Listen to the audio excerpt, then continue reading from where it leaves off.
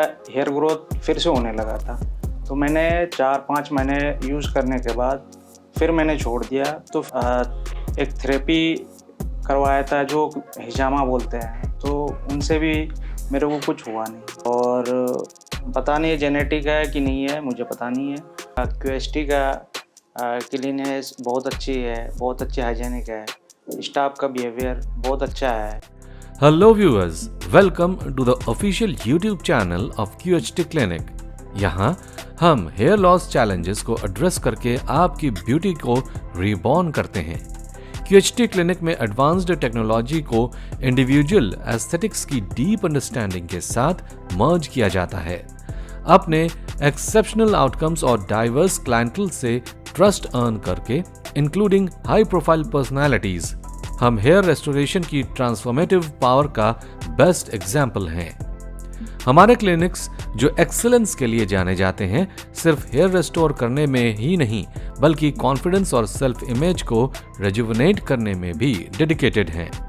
आज के वीडियो में हम आपके साथ शेयर करेंगे पेशेंट का PRP session experience. So let's begin. मेरा नाम आरिफ हुसैन है। मैं बेसिकली झारखंड से हूँ, देवघर से, लेकिन रिसेंटली मैं ऊना हिमाचल प्रदेश में रहता हूँ।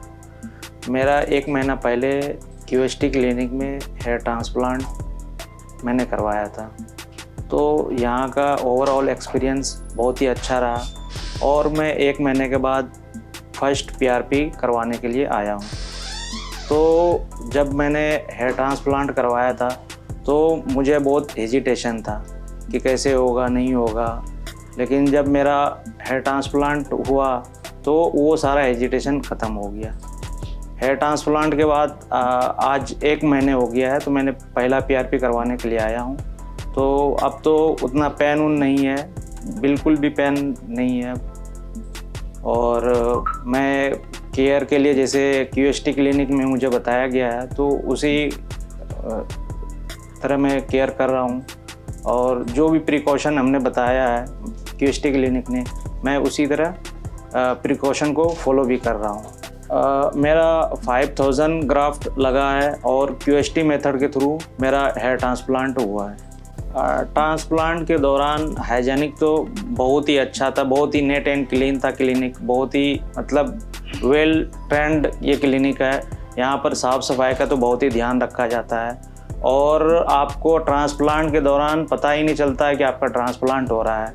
इतना फ्रेंडली यहाँ का स्टाफ है, नर्स, डॉक्टर, सारे इतना स्टाफ फ्रेंडली है कि आपको पता ही नहीं चलता है कि आपका ट्रांसप्लांट हो रहा है। कब मेरा ट्रांसप्लांट अप्रॉक्स 14 घंटा चला था, मुझे पता ही नहीं चला था कि मेरा ट्रांसप्लांट हो रहा है। अभी मेरा ये डोनर एरिया है, जो इसका आप दे सकते हैं कि मेरा आफ्टर ट्रांसप्लांट के बाद ये मेरा अभी कंडीशन है। एक तो ये मेरा जो बाल्डनेस था, एक तो ये जेनेटिक भी है और मैं बहुत सारा स्टेट चेंज कर रहा हूँ, कम से कम 10 साल से चेंज कर रहा हूँ। तो ये मतलब पानी का भी असर हो सकता है, क्योंकि स्टेट टू स्टेट हर जगह का पानी अलग होता है, खान पान अलग होता है, तो उनका भी असर हो सकता है। जेनेटिक तो है ही है, मेरा पिताजी को है, मेरा नाना को है, मामू का है, तो जेनेटिक तो है ही है। मैंने बहुत दिन से सर्च कर रहा था कि मतलब अच्छे क्लिनिक के बारे में, तो मैं लास्ट में सडनली QHT के बारे में मुझे पता चला, यूट्यूब के थ्रू पता चला और एक यूट्यूबर के थ्रू भी पता चला। तो यहाँ का परफॉर्मेंस अच्छा मेरे को लगा, तो मैंने इसीलिए QHT को चूज़ किया हूँ। यहाँ का कराने के बाद भी मेरे को बहुत अच्छा फीलिंग हुआ, सपोर्ट स्टाफ का बहुत रहा और जितने भी है यहाँ पर अभी भी सपोर्ट कर रहे हैं और आगे भी करते रहें। सपोर्ट तो यहाँ पर इन्वायरमेंट तो है ही बहुत अच्छा है। यहाँ पर कम से कम रोज़ मतलब 10, 12, 15 भी होता है मतलब ट्रांसप्लांट। मतलब मेरे सामने में तो 10 लड़के का हुआ था ये ट्रांसप्लांट। तो यहाँ का इन्वायरमेंट अच्छा है, इसीलिए यहाँ पर QHT को सब भरोसा करते हैं। जब पेशेंट ने 1 मंथ पहले क्लिनिक विजिट किया था, तब पेशेंट नॉर्वुड ग्रेड 5 बॉल्डनेस की सीवियर चैलेंजेस फेस कर रहे थे। इस advanced stage of hair loss की वजह से पेशेंट की हेयरलाइन कंप्लीटली वैनिश हो गई थी।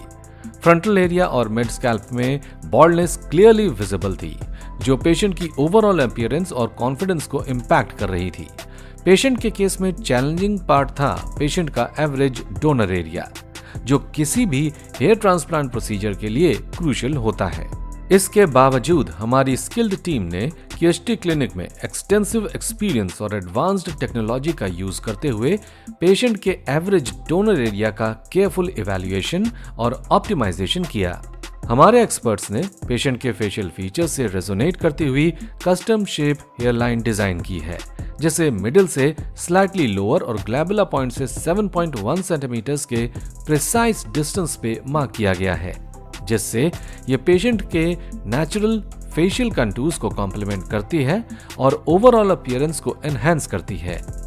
प्रोसीजर के टाइम पर हमारे एक्सपर्ट्स ने हेयरलाइन जोन में सिंगल और थिन हेयर फॉलिकल्स इम्प्लांट किए हैं, जिससे हेयरलाइन में नेचुरल लुक क्रिएट होगा।